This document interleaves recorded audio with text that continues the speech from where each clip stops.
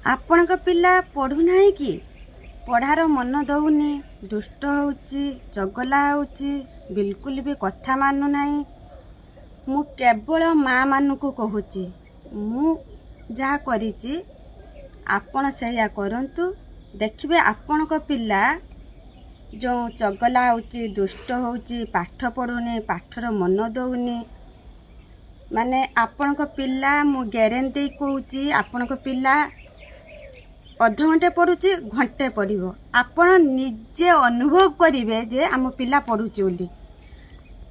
ପ୍ରଥମେ ଆମେ ଗୋଟେ କପଡ଼ା ନେବା, ଧଳା କପଡ଼ା, ତାକୁ ଗଙ୍ଗା ପାଣି ଆଉ ହଳଦୀର ଆମେ ତାକୁ ଭଲସେ ଧୋଇଦେବା। ଆପଣ ପାଖରେ ଟଙ୍କାଟେ ଥିଲେ ନେବେ, କି 2 ଟଙ୍କା ଥିଲେ ନେବେ, କି 5 ଟଙ୍କା କଏନ୍ ଥିଲେ ନେବେ, କିନ୍ତୁ ଆମର କଏନ୍ ଦରକାର। ଗୋଟିଏ କଉଡ଼ି ନେବେ, ଗୋଟେ ଗୋଟା ଗୁଆ ନେବେ।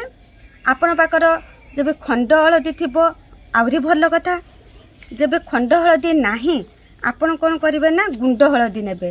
ଗୁଣ୍ଡ ହଳଦୀ ଯେଉଁ ନେବେ, ସେ ହଳଦୀଟା ଯେମିତି ମାନେ ଅଇଁଠା ନ ହେଇଥିବ, ମାନେ ପରିଷ୍କାର ହଳଦୀ ହେଇଥିବ। ଆକୁ ଆମେ ସବୁ କ'ଣ କରିବା ନା ଏଇ କପଡ଼ାର ଆମେ ସବୁ ରଖିକି ଆମେ ଗଣ୍ଠି ପକାଇଦେବା। ଗଣ୍ଠି ପକାଇ ଦେଇକି ଆମେ ତାକୁ ନେଇକି ଆମେ ଚଉରା ପାଖରେ ଥୋଇଦେବା।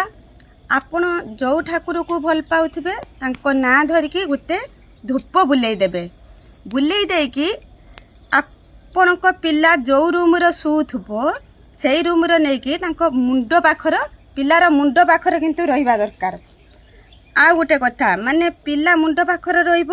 ଏ କାମ ଆମେ କଲା ଟାଇମ୍ର ଘର ଲୋକ କି ବାহিରେ ଲୋକ ଆପଣଙ୍କୁ କେହି ଯେମିତି ନ ଦେଖିବେ। ଏ କାମଟା ଆମେ ନିଜେ କରିବା, କି କାହା କେହି କହିବାନି। ଏଇ କାମ ଏତିକି କରିସାରନ୍ତୁ। କରିସାରିଲା ପରେ ଆପଣ ନିଜେ ଭାବିବେ ଯେ ଆପଣଙ୍କ ପିଲା ଯେଉଁ ଅଧଘଣ୍ଟେ ପଢ଼ୁଛି, କି 5 ମିନିଟ୍ ପଢ଼ୁଛି, ଦୁଷ୍ଟ ହେଉଛି, ଚଗଲା ହେଉଛି, ମୋବାଇଲ ଦେଖୁଛି, କାହାରି କଥା ମାନୁନି, ଆପଣ ନିଜେ ଜାଣିପାରିବେ ଯେ ଆପଣଙ୍କ ପିଲା କେତେ ଚେଞ୍ଜ ହେଇଗଲା।